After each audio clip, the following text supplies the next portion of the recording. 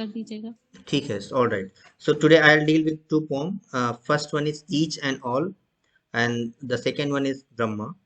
And in my preceding lectures, I'll deal with another poem that is Amartya and one essay that is Oversoul. That will be in my second lecture. I am starting the poem with the important lines, and I'll deal with all the lines that are there in poem, but especially the important lines that are there according to my senses. I'll just denote it. So the first poem is Each and All. You see, the background of this poem is to deal with the concept of wholeness, the concept of beauty in itself, and poet has one poet has particular mentality that when the things are at its place, then it is beautiful, and when it is displaced, then the beauty is lost. So that is the central theme or the central idea of this poem. And the things that he's talking about, it may be material thing or it may be natural thing, but you are aware that Emerson is a poet who is directly related with the nature and spirituality. So we will find the glimpses of his ideology or perspectives in this poem too. In fact, in all the three poems that are there, Each and All, Brahma and Amartya. The first important fact of this poem is that it has 51 lines. Usually, there are questions that how many lines are in the poem. So it has 51 lines, and it is talking about organic unity, as I have just said in two and three sentences that it is talking about the wholeness. So organic unity की बात अगर हम करें तो जो हम wholeness की बात कर रहे हैं, किसी ब्यूटी का जो स्पेस है उसी जगह पर है जहां से वो लिया गया है. So that is in the very simple way. Dealing with the line, you see, first we will see three metaphors that are very prompt. The first metaphor is of clown, the second metaphor is of heifer, and the third metaphor is of sexton. And one historical character that is very famous, Great Napoleon. So these three references are there in first stranger that we are going to study as for the concept of the fact. So go now we are going to start explanation and analysis line by line. Little things in the field, yon red-cloaked clown. Here, yon red-cloaked clown is one of the character that is clown itself. Here Emerson says that he is careless about the surroundings. He is careless about all the people's whatever the people are thinking about themselves. So little things in the field, yon red cloak clown of thee from the hilltop looking down. Whatever at the hilltop or who is looking from the hilltop to the field, and whatever the conditions may be, but he is careless. He doesn't heed about any perspectives around. That's why he's beautiful. That's why he is he has full contempt. उसके पास पूरा का पूरा सुकून है क्योंकि उसको दूसरे की किसी भी चीज से असर नहीं पड़ रहा है. The second imagery, as I said, that heifer, that is written as heifer. You see, heifer is one of the animals who is look like bull in India.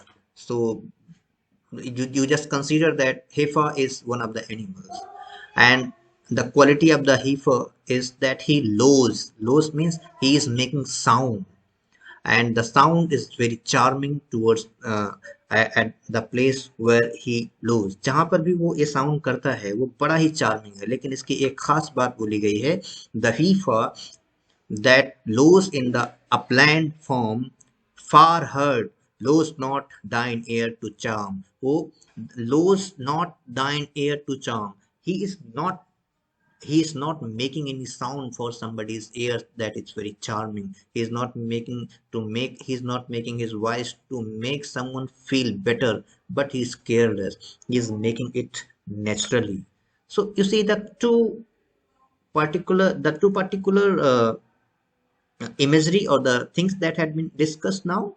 One is little clown clock and little things in the field of the yawn rate clock, and the second one is the heifer, and the third particular things that we are going to discuss is sexton. You see, sexton is like priest, and the duty of the sexton is to make worship in churches or to perform some activities, the holy activities that there are in churches. So the sexton tolling his bell at noon deems not that great Napoleon. As I said that there is one reference of great Napoleon. So deems not that great Napoleon stops his horse and lists with delight, whilst his files sweep around yon alpine height. You see, the sexton is tolling his bell. It means he's performing some activity in churches, and the sound of bell is auspicious. You see, there are different religion. You see, I have seen when there is azan. I saw some of my students. They always put their dupatta on their head during the time of the classes. When in Hindu methodology or in Hindu religion, when there is the sound of the Shankh, I literally saw in villages and also in cities, people just fold their hand for the worship. You see, different types of the sound or different types of the symbols are there that is pious, that are pious for some particular person. So when the bell is tolling in church, it is very auspicious. People just stay and listen it and feel happy, or they just pray. So but one particular thing is very important, that the sexton, जो sexton है उसको इसका असर नहीं पड़ रहा है कि कौन रुक रहा है कौन प्रे कर रहा है. शंख बजाने वाले को कोई असर नहीं पड़ रहा है. I am just relating it, को रिलेटिंग, कि जैसे शंख बजाने वाले को कोई असर नहीं पड़ता है कि कौन हाथ जोड़ करके प्रेयर कर रहा है, कौन क्या कर, उसको तो शंख बजाने में मजा आ रहा है. नमाज पढ़ने वाले को अजान देने में मजा आ रहा है. सो यू सी, सेक्सटन को कोई फर्क नहीं पड़ता कि ग्रेट नेपोलियन का इसमें एक रेफरेंस दिया गया है. ये ग्रेट नेपोलियन को के बारे में अगर आपने सुना हो तो he was great king of his time, जो कि 1804 से 1815 तक का जो टाइम बीता है उसमें great Napoleon was performing marvelously. So great Napoleon was passing by, and the place where he was going with his troops, with all the soldiers, and the name of the place is Alpine Height, the last line of this stanza. When he was passing by along with his troops or with his soldiers, he just listened the bell of sexton, and he stayed and felt very grateful, felt very happy. But sexton had nothing to do with that who is the great Napoleon, or who is the farmer, or who is just praying. So this is the concept. You see, the first stanza is the key stanza of this particular poem, because in preceding stanza will not find any such examples, but there are different examples. It is very symbolic to relate or thought with coming stanza. अगर आप लोगों को लगता है कि कोई चीज unclear है या पूछना चाह रहे हैं तो इस स्टेंजा में पूछ सकते हैं. Am I audible? Yes. अगर आपको लगता है कि कोई चीज अगर क्लियर नहीं है, मैंने इसमें 3 इमेजरी की बात करी है. देयर आर 3 बेसिक मेटाफर्स, जिसमें रेड क्लाउन की बात है, दूसरा जो है हीफर की बात है, और तीसरा जो है वो सेक्सटन की बात कर रहे हैं. और इसमें एक चीज कॉमन है इन तीनों में कि they are careless, that what the other world is thinking about them, and they are just enjoying their deeds. इसमें आपको अगर फैक्ट बेस्ड कोई चीज याद करना चाह रहे हैं तो पूछा जा सकता है.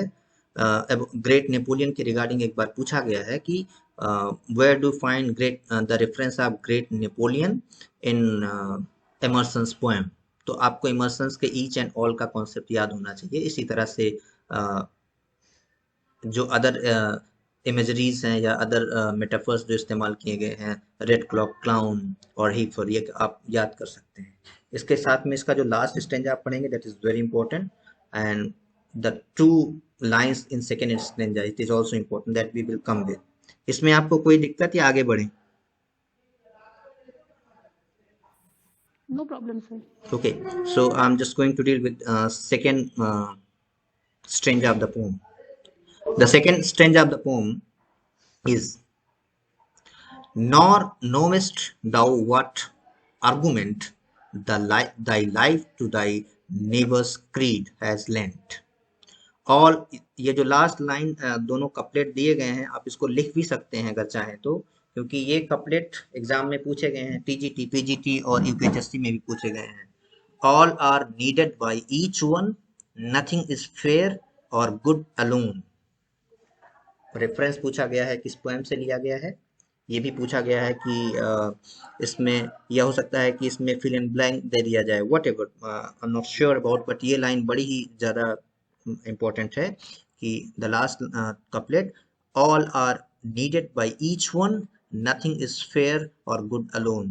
I'm going to deal with the concept of this line. You see, nor knowest thou what argument thy life to thy neighbor's creed has lent. You see, we don't know, in fact, nor the meaning of the nor, you can say that the general public or the masses, we don't know about the argument, about the reference of our life with the creed or with the general happenings or everyday life of our neighbors. हमें नहीं पता है कि हमारी जिंदगी से हमारे नीबर्स को क्या फर्क पड़ता है, क्या फर्क नहीं पड़ता है। बट ऐसा है नहीं। At as per the concept of the socialization, जैसे जो समाजीकरण का नियम है, according to that concept, everyone, even the single citizen or the single person who is the smallest unit of the society, makes or the cast some impact on its surrounding. अगर कोई एक अकेला व्यक्ति भी है तो अपने सराउंडिंग पे उसका असर जरूर पड़ता है। ये जब सोशियोलॉजी के सब्जेक्ट में सोशलाइजेशन जब पढ़ा जाता है तो बताया जाता है। तो उसी रिगार्डिंग बताया गया, nor knowest thou what argument the thy life to thy neighbours creed has lent.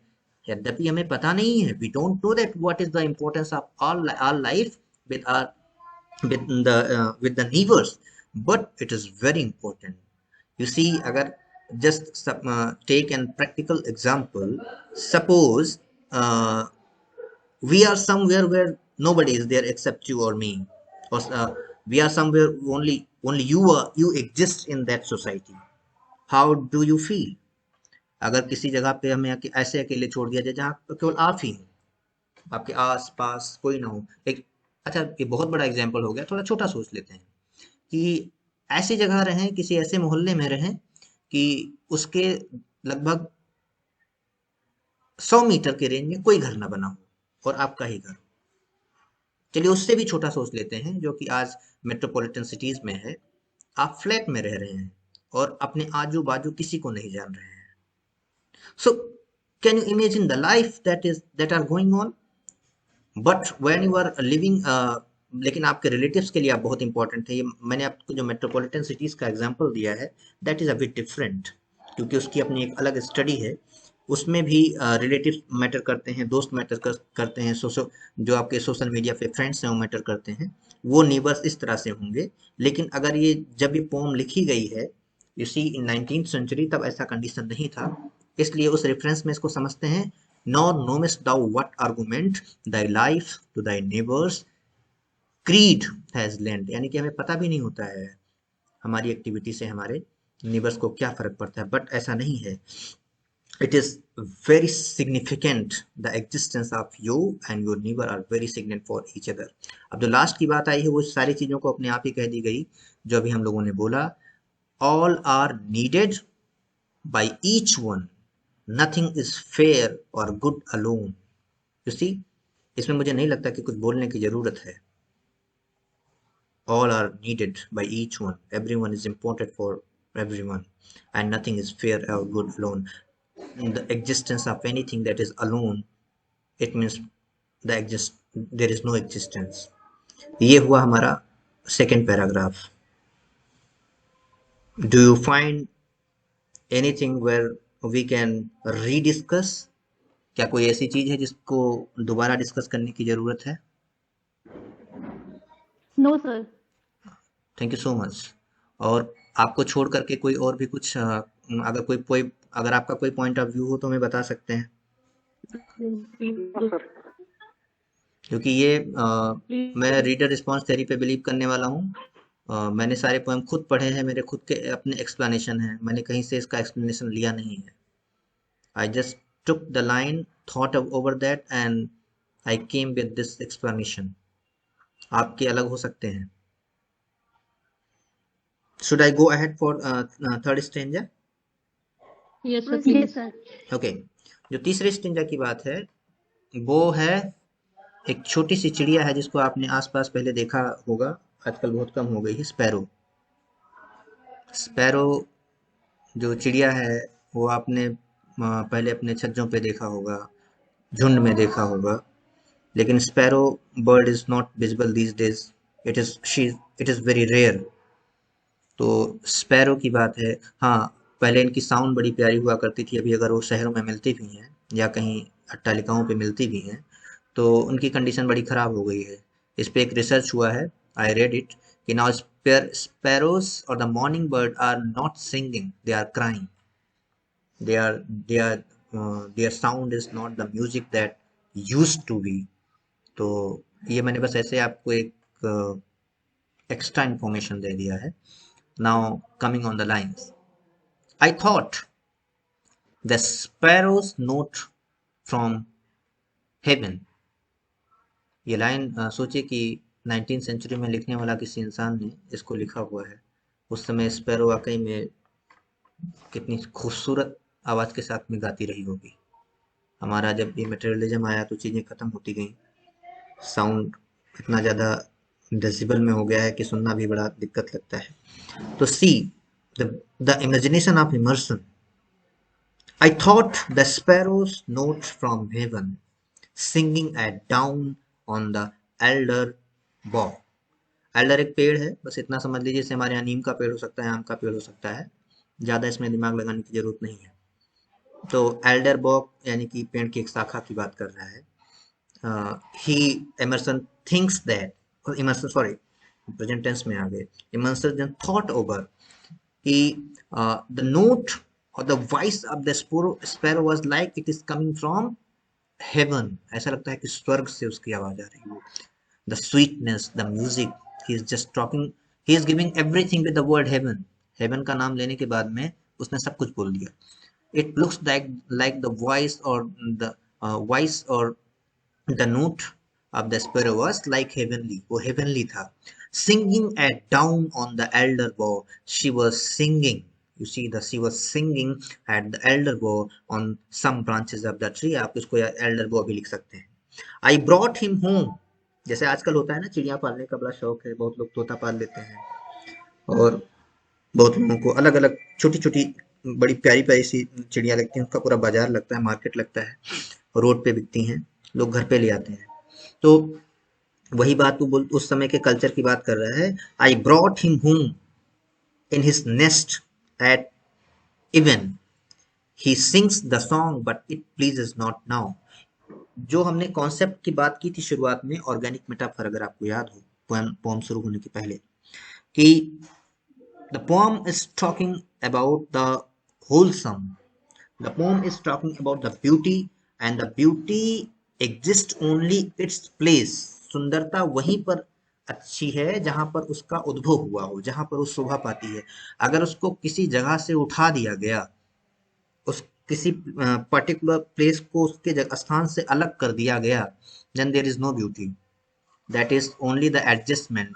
जैसे कि आजकल हम इकोसिस्टम की बात करते हैं, इको फेमिनिज्म की बात तो हो गई थी, उसके साथ में देयर इज इको कल्चर. इसको आप ऐसे समझ सकते हैं कि अपने घर में कोई गार्डनिंग कर लिया, आपने अपने घर में अच्छे अच्छे फ्लावर लगा दिए, तो वही बात है कि सुंदर तो है, लेकिन वाकई में जो सुंदरता किसी नेचुरल बगीचे में पाएंगे, जंगल में पाएंगे, या किसी जगह पर जहाँ पे फ्लावर पूरी तरह से खुद से आए हों, वो नहीं मिल सकता है। सो वही बात, the same link can be just taken here. I brought him home in his nest at even. He sings the song, but it pleases not now. He took Sparrow at his place. The sparrow is still singing. The sparrow is still giving its note, but the beauty of the note is not as it was on Elder Bow in the natural surrounding. As he said that I thought the sparrow's note from heaven. It was not heavenly anymore. कहने का मतलब यही है कि अब जब घर पर वो स्पैरो को ले आया तो ये अब उतना ज्यादा हेवनली नहीं रहा। क्यों नहीं रहा, उसका रीजन देता है। For I did not bring home the river and sky. He said, okay, I took the sparrow, but I cannot bring home the river near the nearby river where sparrow was singing. The sky, he cannot bring that sky or the river. That is very natural phenomena. He sang to me, he sang to my ear, they sang to my eyes. What a difference. Here he says that when the sparrow is at his place, then sparrow sang for his ear, उसके कानों को सुनाने के लिए गाया. But they sang to my eyes. But the natural phenomena or the natural flora and fauna जिसको हम बोलते हैं, जो natural flora and fauna है, and that is not there. The natural sky and the natural river is not there. That's why the beauty of the singing is not heavenly anymore. ये हुआ हमारा तीसरा स्टैंजा। तीसरे stanza में हमने एक sparrow की बात की और इसमें वो कॉन्सेप्ट हमने रिलेट किया जो शुरू में बोला था कि अगर किसी भी नेचुरल ऑब्जेक्ट को उसके जगह से हटा दिया जाए तो उसकी सुंदरता खत्म हो जाती है। अगर आपका कोई इसमें एडिंग व्यूज हो, if you think that something different और some views can be added, you are most welcome. इसी के बाद आगे चलेंगे। Is it all right? Yes sir. उसके साथ में ये बताएं कि कोई चीज आप इसमें ऐड करना चाहेंगे, एनीवन एल्स? क्योंकि ये पोम आपके एग्जाम के लेवल से तो अच्छा है ही, साथ में हमारे सेकेंडरी इमेजिनेशन को खोलने का पूरा काम करता है। एक स्पैरो की बात करी और आज के टाइम से ऐसा लगता है हम आज की बात कर रहे हैं। It looks that we are talking about today's generation, कि हम एक चिड़िया को पाल लिए अपने घर में। बहुत लोग चिड़िया को लेकर के उड़ा भी देते हैं, उनका अपना अलग तरीका है। चलिए, आपका टाइम वेस्ट ना करते हुए आगे बढ़ते हैं। अगर आपको कोई भी चीज लगे, आप ऐसा नहीं है कि बाद में नहीं बोल सकते हैं। I will come back with the slides.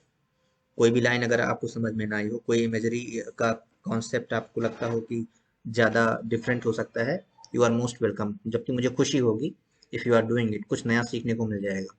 Now coming on the stanza number 4, I think I am on stanza number, I was on stanza number 3rd। Now this one is stanza number 4। Is it visible? Stanza number 4 आपको दिख रहा है? Yes sir. Stanza number 4 आपका white में है और stanza number 5 आपका blue में है।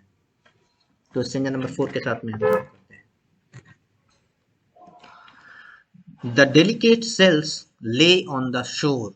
ये जो शेल्स की बात कर रहा है, ये शी सेल्स की बात कर रहा है, जिसको हम घरों में ला करके, अभी तो चलन खत्म हो गया है, लेकिन मुझे याद है बचपन में जो शी शेल होता था उसको ला करके घरों में कई सारी सजावट की जाती थी। अब भी है लेकिन उतना ज़्यादा कॉमन नहीं है। तो कहते हैं the delicate shells lay on the शोर, दे और ऑन द शोर, और कुछ समुद्र के किनारे पर पड़े हुए होते हैं she sales. The bubbles of the latest wave. आपने अगर कभी उछाल खाती हुई या बल खाती हुई, अगर हम बोलें इसको तो उर्दू के जुबान में गलत ना होगा, एक इंग्लिश में बोले द टाइडी वेव्स। तो अगर आपने कभी देखा होगा तो जब वो देखेंगे, वो वेव्स जब शांत होती है तो छोटे छोटे बबल्स छोड़ जाती है अपने उस शोर पे किनारों पर। तो ये वही इमेजरी है जो एमर्सन यहाँ पे डाल रहे हैं कि the delicate shells lay on the शोर. Delicate shells, you see, the word is very important. Delicate, they are not very hard. The bubbles of the latest wave, and we can also see the bubbles that is just left behind by the latest fresh wave, and the fresh pulse to their animal enamel gave. You see, यहाँ पे जो एक word इस्तेमाल किया गया है, animal. So this is a type of gem. एक पत्थर है, चमकीला पत्थर है, जो कि है जैसे एमराल्ड होता है, बहुत सारे नाम हैं, कोरल होता है, उसी तरह से आप ये समझिए कि एक एनिमल है जो एक पत्थर है. तो ये एक शीशोर की बात हो रही है क्योंकि समुद्र से ही सारी चीजें निकल रही हैं. या आप वो इमेजरी अपने दिमाग में ला सकते हैं कि आप वहाँ पर खड़े हैं और आप देख रहे हैं कि क्या क्या चीजें जब बड़ी लहर छोड़ करके जाती है तो क्या क्या चीजें देखने को मिल रहा है. The delicate shells lay on the shore, the bubbles of the latest wave, fresh pearls to their animal gave, and the billowing of the savage sea. You see, the word is billowing. The savage, the sea के साथ बोला गया है, sea को savage बोला गया है, because we know that the roar of the wave is not normal. It is look like rude, uncivilized. That's why the word savage is used. But behind that wave, we can also find delicate cells. We can also find beautiful bubbles. We can also find animal and also the pearls. And you see that, and the billowing and the sound of the sea is savage, greeted their safe escape to me. And they are also, it is like that they are greeting. It is very beautiful, the feeling is very beautiful when you are there at the near of the sea waves. I wiped away the weeds and foam. ये line थोड़ा समझने के लिए दिमाग लगाना पड़ेगा. I wiped away the weeds and foam. किस चीज का weeds और foam, या उस पे जो मलबे लगे हुए हैं, जो झाग लगा हुआ है, किस चीज का साफ कर रहा है? एमर्सन बात कर रहा है शी शेल्स को उठा लिया उसने अपने हाथ में. I wiped away the weeds and foam, all the bad snoring things, all the mud that were naturally on the seashells and the foam. अगर seashells को देखेंगे तो उसमें आप देखेंगे देर आर जैसे सर्फ का फोम नहीं होता है, उसी तरह से बहुत ही लचीला सा फोम लगा हुआ होता है. तो उसने सारी चीजों को साफ किया. I fetched my sea-born treasure home. और कहता है and I took the sea-born treasure. Seashells is like sea-born treasure to home. वो घर पे ले आता है. बट द पुअर, लेकिन जैसे कि भी हमने स्पैरो की बात की थी कि स्पैरो को घर पे लाने पे चीजें सही नहीं हुई. ये जो मेन कॉन्सेप्ट हम लोगों ने डिस्कस किया था ऑर्गेनिक यूनिटी की, ऑर्गेनिक ब्यूटीफुल होलनेस की बात की थी, वही चीज यहाँ पे देखने को भी मिल रही है. जैसे बोलता है कि I fetch my sea born treasures home, but the poor unsightly noisome thing. सारे के सारे बहुत ही ऐसे वर्ड्स इस्तेमाल किए गए हैं जो आपको अच्छी फीलिंग नहीं देंगे. You see, but the poor, it is very poor now. It is not as beautiful as at the seashore. Unsightly, the word is unsightly. It means it is not at its right place. The site is changed because it is there at their home. And you see, it is noisome. It is very filthy. It is very bad in itself. It is not good in connotation. It looks like noisome things. Had left their beauty on the shore. Why does it look ऐसा क्यों लगा? क्योंकि it had left their beauty on the shore, क्योंकि उसकी सुंदरता वहीं पर खत्म हो गई थी जहां पर उसने उठा लिया था शीशोर से.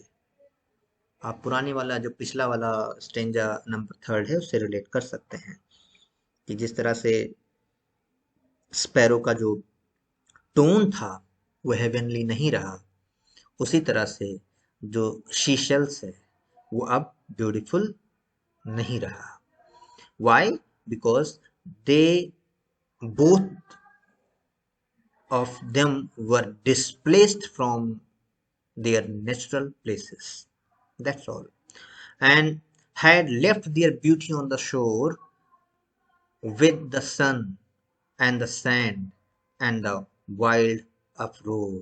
You see, the wild uproar, जैसे हमने बोला था ना कि savage sea, billowing voice. So with the sun, the seashell is not under the sun now, and the sand, the natural sand that was there on the seashore, that is not there, and the wild uproar and the wild uproar of the waves of the sea, the billowing now, the billowing noise, the billowing voice of the sea is not there. It is not anymore. All the natural surroundings of the seashells is vanished, displaced. That's why it is filthy, it is poor, it is unsightly, it is noisome things now.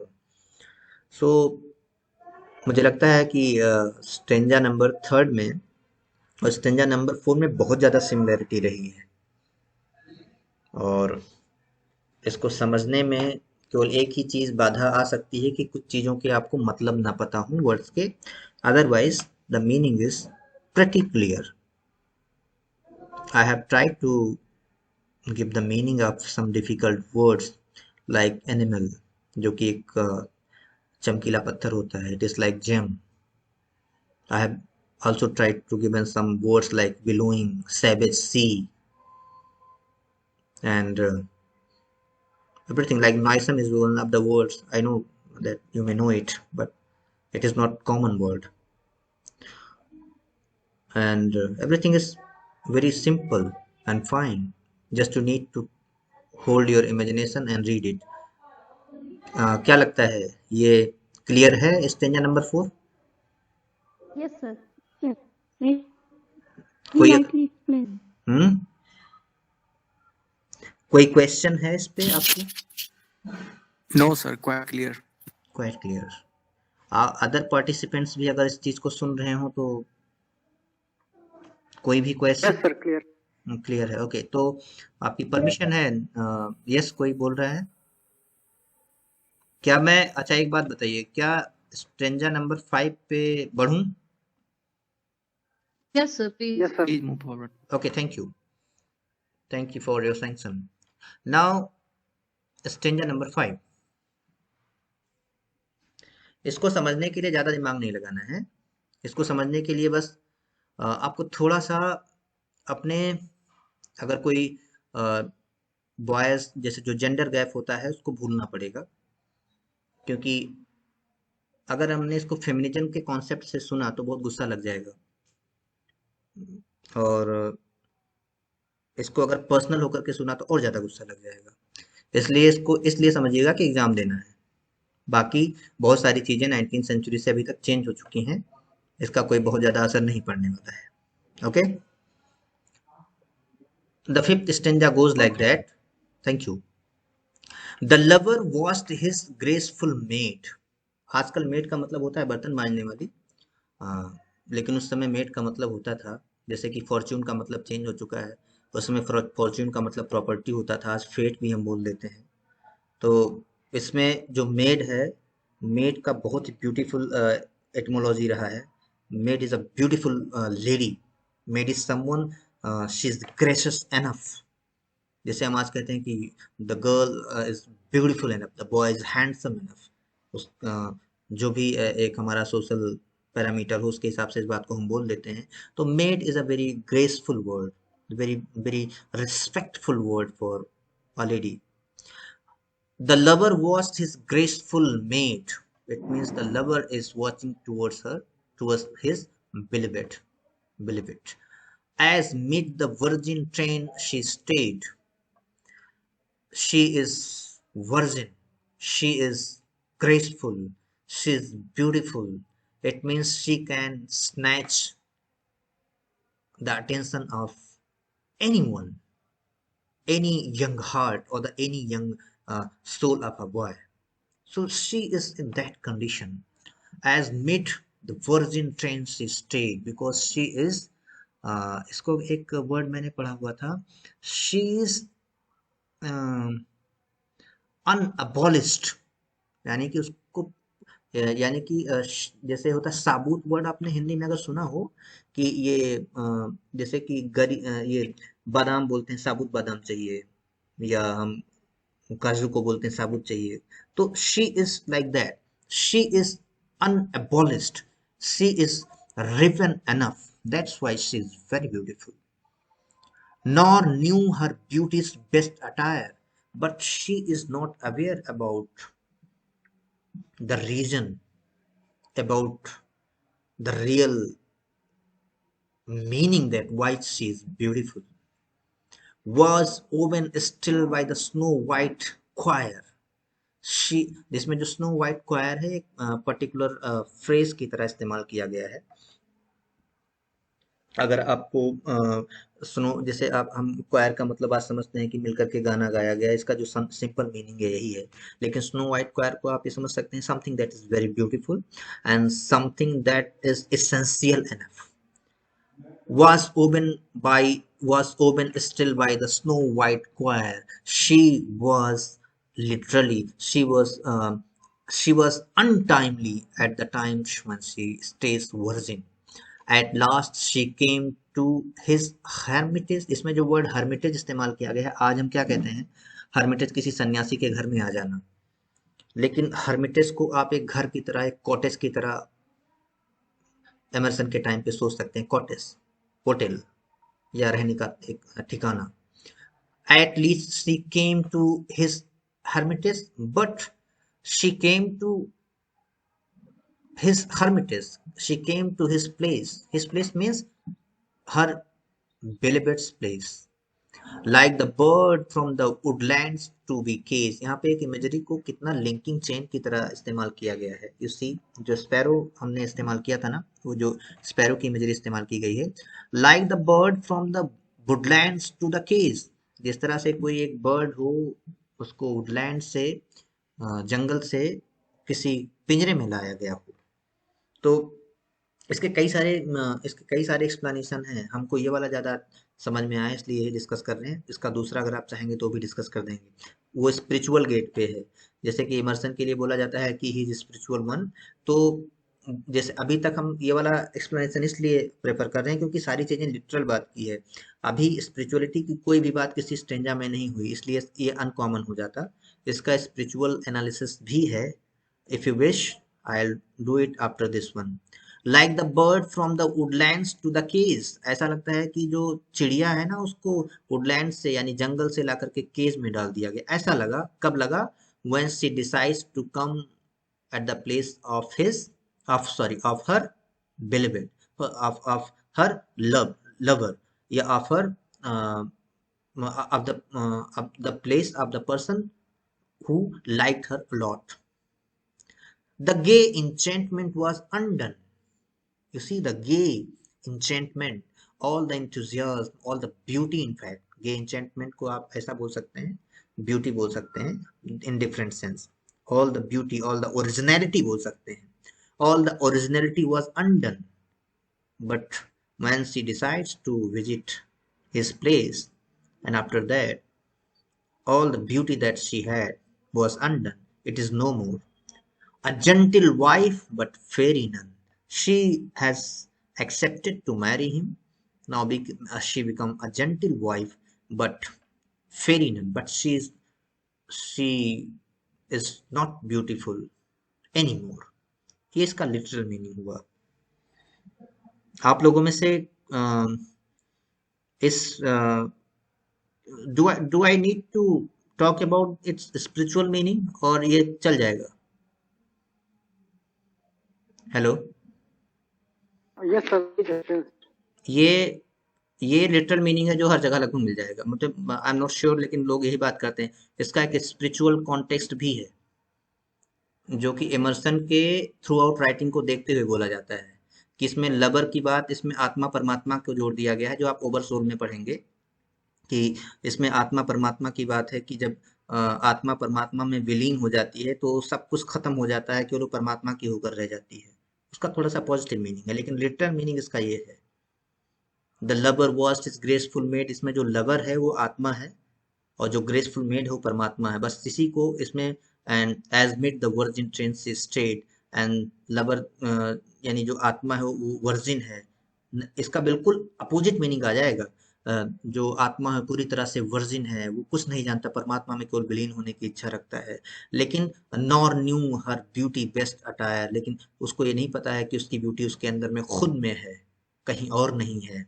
Was woven still by the snow white choir, it is there that is dusted, it is there that can be cleaned up, through the toil, through the penance, तपस्या या जो भी इसमें add कर पाए। At least she came to his hermitage, और आखिरी में वो उस आत्मा परमात्मा को पहचान जाता है, उसके पास में वो आता है। Like the bird from the woodlands to the cage, और वो उस तरह से छूटता है।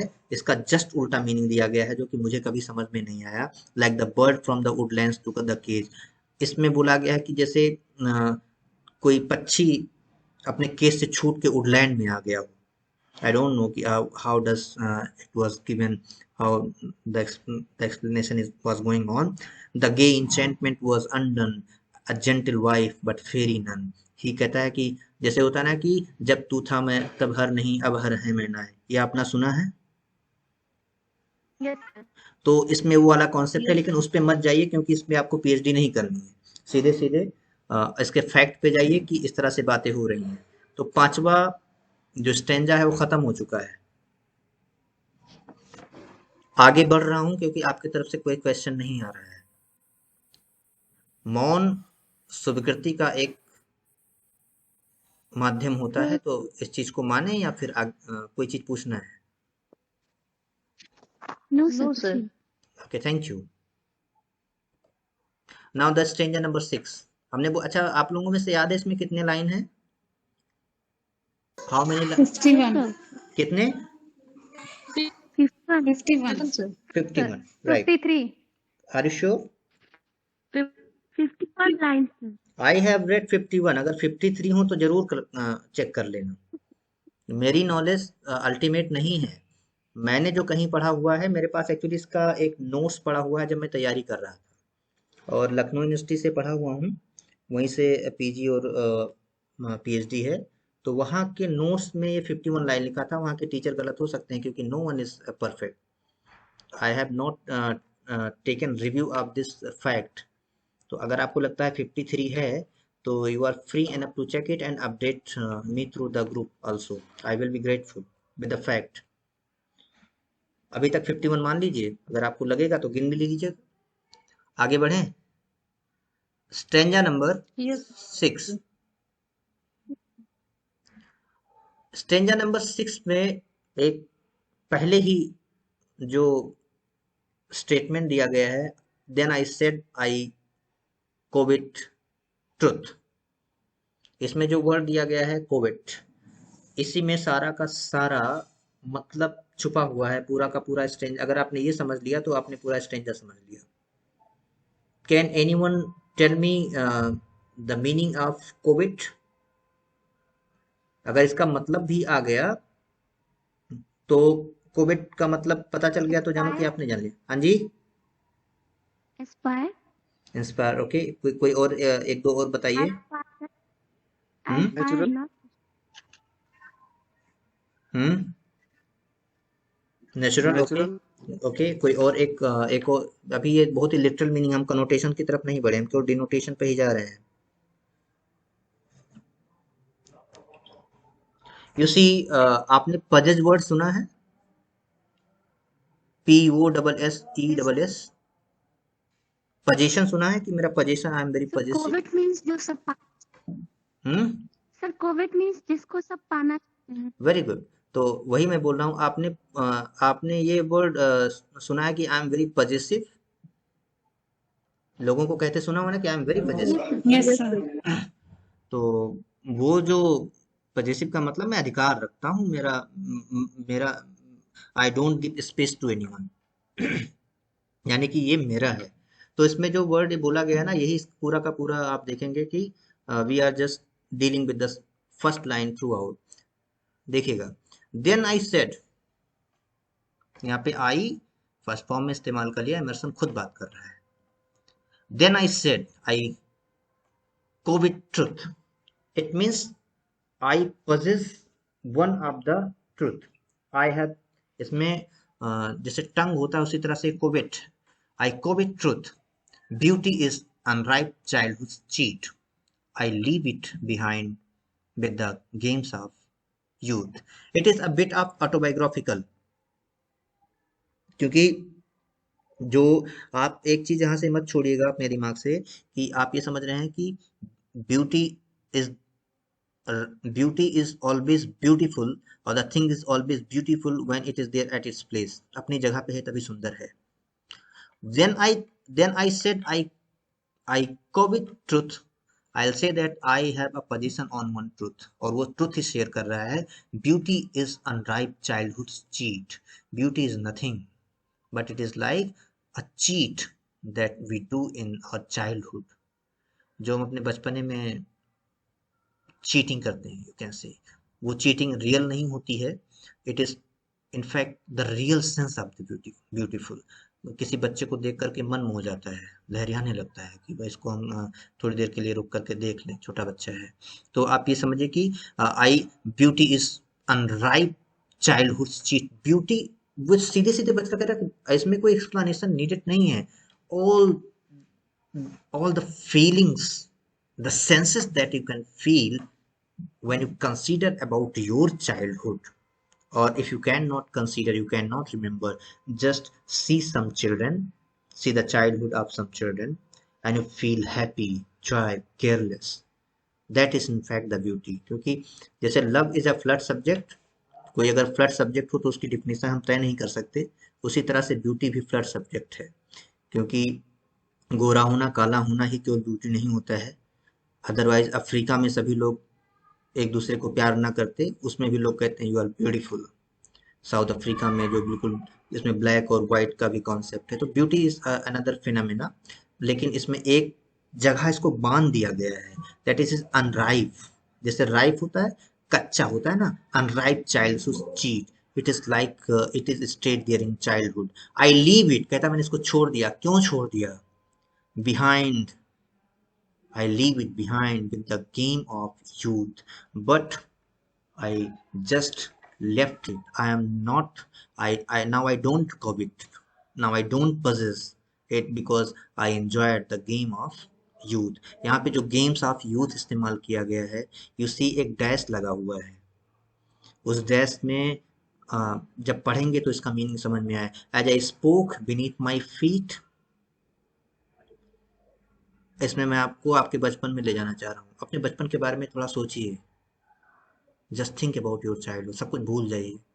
थोड़ी देर के लिए सोचिए कि आप बिल्कुल बच्चे हैं और वो क्या है. जैसे इसमें क्या है, कन्फेशन कर रहा है. You see, Emerson is confessing. I covet truth. मैं एक सच्चाई को छुपाए बैठा हूँ, वो मैं आपको बताता हूँ. वो सच्चाई उसने क्या बताया? Beauty is unripe childhood cheat. You see, beauty is always there in childhood. It means it is there in the natural thing. I leave it behind with the games of youth, but because of the games of the youth, I leave it. जब ये बोलता है तो उसको क्या महसूस होता है? उसको पूरा बचपन याद आ जाता है. कहता है कि as I spoke, जैसे मैंने बोला, beneath my feet the ground, अपने जो पैरों के नीचे ग्राउंड था वो डिफरेंट महसूस होने लगा. हम भी अगर अपने बचपने को सोचें तो जो आज हम बड़े शान से चलते हैं वो बड़ा प्यारा लगेगा थोड़े समय के लिए. The ground, pine, curled its pretty wreath. You see, नीचे का जो ग्राउंड है ऐसा लगता है कि प्रेटी रीद, जैसे फूलों का कोई गुस्सा हो. उसको जैसे आजकल गुलदस्ता दिया जाता है, फूल जैसे जो प्रेटी रीद होता है ना, WRETS, वो इट इज लाइक एक गोल गोल करके कोई फूलों का गुच्छा बना दिया. Beautiful bunches of the flowers are there. So the ground, ऐसा लगने लगा, pine curled its pretty wreath. It is like the pretty wreath, the ground behind the ground beneath the feet. उसको ऐसा महसूस हुआ. Running over the club moss burrs, the natural object, all the moss and the purse they were running over. It was always, जैसे कि छोटी छोटी चीजें होती हैं बचपन में, वो सारी नई लगती हैं. and he can now enjoy it again. I inhaled the violet's breath. You see, this is a kind of the flower, इसमें एक फ्रेग्रेंस की बात की गई है कि now I can feel the violet's breath, the beautiful breath that I felt in my childhood, around me stood around me stood the oaks and firs. उसको ऐसा महसूस होता है कि मेरे चारों तरफ ओक की ट्री लगी हुई, जैसे कि अगर हम यहाँ कहें शीशम का पेड़ लगा हुआ है, आम का पेड़ लगा हुआ है, सॉरी, क्योंकि ओक ट्री जहाँ की बात कर रहा है यूनाइटेड स्टेट की, तो oak tree is very common. तो कहता है कि I can feel now around me stood the oaks and firs, it looks like all the firs and the oak trees are there around me, pine cones and acorns lay on the ground। इस the pine cones and the acorns, acorns होता है जो oak tree में का फल होता है, the fruits of the oak tree. वो अगर आपने कोई एनिमेशन वाली मूवी देखा होगा तो जो गिलहरियां होती हैं वो उसको लेकर के भागती हैं और दे लव इट। जैसे कई सारे डिज्नी लैंड में दिखाया जाता है कि उसको लेकर भाग रही है, लड़ाई कर रहा है, अगर आपने देखा होगा तो थोड़ा भी याद आएगा। एक टोपी बनी रहती है ऊपर और नीचे उसका फ्रूट का पार्ट होता है, तो ऑल यू सी बड़ा प्यार करती हैं, this the favourite food for them. तो वो महसूस करता है pine cones and he just remember the pine cones and the acorn, जो उसका फ्रूट है, ले ऑन द ग्राउंड, वो अभी ऐसा लगता है कि ओक ट्री के आसपास खड़ा हुआ है, उसके जो कोन्स हैं गिरे पड़े हैं पत्तियां, and all the fruits are around him, over me soared the eternal sky. यहाँ पे SOARED दिया गया है, इसका मतलब होता है फ्लाई करना। इसको सही मायने में पढ़ा जाएगा सो, लेकिन इंडियन स्टाइल में उसको सोड पढ़ सकते हैं।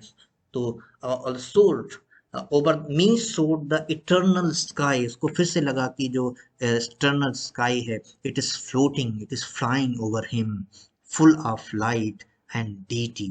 You see, it is full of light, the charm, the beauty that he's talking about the childhood in the first line, कि beauty is unripe childhood's cheat। So he can feel the beauty and the deity, all the goddess on everything that is beautiful can be sensed when he feel about his childhood। एक बार मैं आपको दोबारा इसको बता दूं, थोड़ा सा पेचीदा हो गया है बात करते करते, कि when Emerson said that I covet truth, मैं सच्चाई को छुपाए हुए हूँ, मैं कन्फेस करना चाहता हूँ, वो यही आता है कि beauty is unripe childhood cheat, जो चाइल्डहुड में छीन ली गई है जैसे, तो ब्यूटी भी उसी तरह से छीन लिया गया है। और चाइल्डहुड का जो भी चीज़ें चाइल्डहुड में है वो सारी कुछ ब्यूटीफुल है, और उसको कहता है आई लीव इट बिहाइंड, मैं इसको पीछे छोड़ आया या छोड़ रहा हूँ, with the games of the youth, जो जिंदगी जीने के लिए जिंदगी का जो जाल है उसमें उलझ गया, इसकी वजह से वो मेरे पास नहीं है। लोग कहते हैं हम बड़े हो गए हैं इसलिए खेलते नहीं हैं, सही मायने में हम खेलते नहीं हैं इसलिए बड़े हो गए हैं। ये बड़ा प्यारा सा कोटेशन है जो मैंने पढ़ा हुआ था, आई लव इट। अगर आप थोड़ा सा महसूस करें तो आप भी पाएंगे कि हम खेलते नहीं हैं इसीलिए बड़े हो गए, ऐसा नहीं है कि हम बड़े हो गए इसलिए नहीं खेलते हैं। सो वही बात इसमें हम सिमिलैरिटी, भावसाम्य जिसको हिंदी में बोलते हैं, पहले हिंदी में पैराग्राफ आता था तो भावसाम्य देना होता था, जिसको आप इंटरटेक्चुअलिटी के नाम से जानते हैं। बहुत छोटे थे हम लोग तो हिंदी में आता था भावसाम्य, दो कुछ कपलेट दे देते थे। इंटरटेक्चुअलिटी आपने तो पढ़ा ही होगा, तो इंटरटेक्चुअलिटी का जो कॉन्सेप्ट है उस हिंदी से आ सकता है। क्या कोई बता सकता है कि इंटरटेक्चुअलिटी का जो कॉन्सेप्ट है किसने दिया है? इस समय जरूर आना चाहिए। किसने? Julia Kristeva. Very nice, Julia Kristeva. मैं कह सकता हूँ कि आप अच्छी तैयारी कर रहे हैं। तो ये जो इंटरटेक्चुअलिटी है वो हम यहाँ पर देख रहे हैं कि किस तरह से I you see I leave it behind the youth, और उसके बाद में बात करता है एज आई स्पोक, जैसे मैंने बचपन की बात याद की, क्या क्या चीज़ें फील किया है वही चीज़ बताया है। Beneath my feet, the ground, pine, girl, it's pretty, reed, running over the club, moss, burst, I inhaled the wildest breath, around me stood the oaks, उसके बाद में ओक ट्री की बात करी, उसके फर्स की बात की, उसके अक्रॉस उसके फल की बात करी, ओवर मी, और लास्ट में जो बात कर रहा है over me soared the eternal sky, ऐसा लगता है कि मेरे ऊपर फिर से वही आसमान तैर रहा हो जो बहुत ही ब्यूटीफुल है। आजकल आसमान तैरता है, हमें फर्क ही नहीं पड़ता है, चाहे तैरने दो, क्या फर्क है, बादल बढ़ेगा। बच्चे के लिए बहुत बड़ी चीज़ है, उसमें ना जाने कितनी इमेजेस हम लोगों ने देखी होंगी। उसमें हमने भेड़ बना दिए, उसमें हमने क्रोकोडाइल बनाए, उसमें हमने अपने फेवरेट करेक्टर बनाए, उसमें हमने नाव बनाई, क्या क्या चीजें नहीं बनाई होगी। लेकिन आज नहीं है, बादल देखते अच्छा ठीक है बादल ही तो है। यानी कि हमारा सेंस जो अनराइट चाइल्डहुड था वो खत्म हो गया। कि हम कहाँ खत्म हो गया? In the games of youth. लेकिन जैसे बचपन, थोड़ी देर के लिए बचपना याद किया तो सारी चीजें आ गई समझाने के लिए कि beauty is there, but beauty is not there in the games of the youth. It is full of light and it is full of light and of deity. It is, ये दैविक है, अलौकिक है। अगर शुद्ध हिंदी की बात करें, it is full of light and of deity, अलौकिक है। इट इज हमारे यहाँ तो गाना भी है।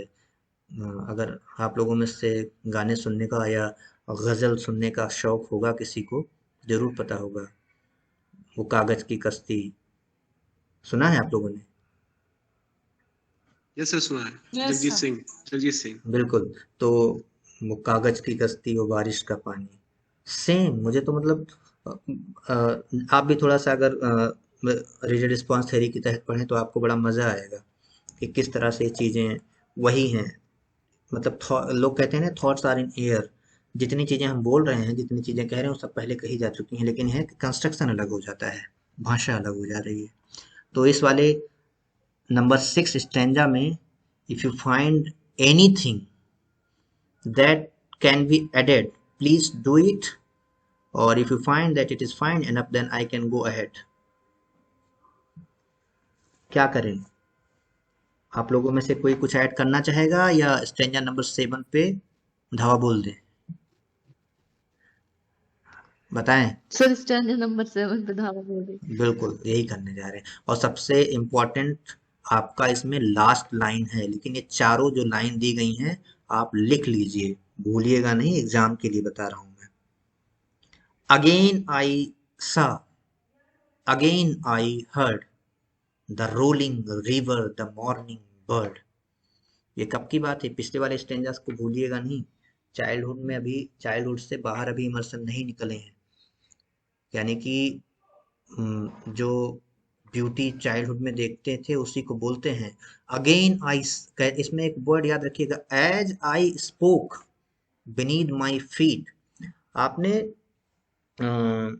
रॉबर्ट ब्राउनिंग की एक पोएम पढ़ी है, एजरा पॉम, क्या नाम है उसका, मैं भूल रहा हूँ, जिसमें ड्रीम, एक पक्षी को मारा जाता है, रियली दिमाग में नहीं आ रहा है, एल्बेट्रॉस को किल किया जाता है। The rhyme of ancient Mariner. हाँ, थैंक यू सो मच। मतलब दिमाग में होते हुए भी नहीं आ रहा। The rhyme of ancient Mariner आपने पढ़ा है? अगर नहीं पढ़ा होगा तो उसका आइडिया होगा। उसमें जब जो उसके पापों का जब नाश होता है तो क्यों होता है? When he starts to praise the beauty of the snakes, sea snakes होता है ना, उसको जब वो अल्बेट्रॉस को मार देता है तो उसको बड़ा श्राप लगता है, सब कुछ स्टैटिक हो जाता है समुद्र में। लेकिन जैसे ही वो समुद्र में तैरते हुए रंगीन सांपों का या ब्यूटी को जैसे अप्रिशिएट करता है, सब कुछ सही होना शुरू हो जाता है। Do you remember it? अगर आपने पढ़ा होगा तो आपको याद Yes, आएगा। Yes sir, yes sir. वो कॉन्टेक्स्ट बड़ा प्यारा है कि समझिए कि हमने कोई गलती की हो और अचानक से हमने अपनी गलती मान ली हो, जो सुकून मिलता है ना, वही वाला इसमें है। ये लाइन जो जैसे आप पिछले स्टेंजा नंबर 6 में जो 1 2 3 4 चौथा लाइन है ना, as I spoke beneath my feet the ground pine curled its pretty wreath, वही हो रहा है कि जैसे उसने बचपन उसने ब्यूटी को प्रेज किया था तो उसके पाप सारे खत्म हो गए थे। वैसे ही जैसे यहाँ पे अपने बचपन को याद आ रहा है, सब कुछ बड़ा प्यारा हो जा रहा है। तो ये लाइन जो स्टेंजा नंबर 7 में हम लोग पढ़ रहे हैं यही है। Again I saw, again I heard the rolling river, the morning bird. You see, when he remembers his childhood, he can again see, he is able to see, he is able to heard, क्या चीज सुन सकता है? The rolling river, the morning bird. The rolling means the beauty of the river is again fresh to him. The morning bird's heavenly voice, the sparrow, is again clear to him. You see, next, beauty through my senses stole, all the beauty that were stolen from my senses again fresh enough, जो सारी चीजें हमारे senses में जब youth games of youth में हम बोले थे तो जो खत्म हो गई तो फिर से आ गई। और आखिरी में क्या कहता है ये सब जानने के बाद में, ये आई yielded myself to the perfect whole. He says that I yielded myself, मैं अपने आप को पूरा समर्पण कर दिया। कहाँ पे? परफेक्ट होल पे, इट मीन्स नेचर पे। So this is all about the pome of each and all. ये ईच एंड ऑल जो पोम है इसके रिगार्डिंग है। इसमें कुछ लाइनें हैं, कुछ इमेजेस हैं, मैं रिकैप कर रहा हूँ। अगर आप लिख रहे हो तो लिख लें, ना लिख रहे हो तो सुनने में याद रखिएगा। कुछ खास चीज है जो एग्जाम के पर्पज से आपको भूलना नहीं है। सबसे पहले इसमें ऑर्गेनिक यूनिटी नहीं भूलना है। दूसरी बात, इसके जितने इमेजेस दिए गए हैं वो कंठस्थ कर लेने हैं। शुरुआत के जो इमेजेस देखे दिए गए हैं, जो क्लाउन के इमेजेस हैं, जो हीफर के इमेजेस हैं, जो आपके सेक्सटन जो प्रीस्ट है उसके इमेजेस हैं, जो ग्रेट नेपोलियन के इमेजेस हैं, वो आपके दिमाग में होना चाहिए। मतलब पूरा पोम किसी को याद नहीं होता है, लेकिन ये कभी भूलना नहीं चाहिए।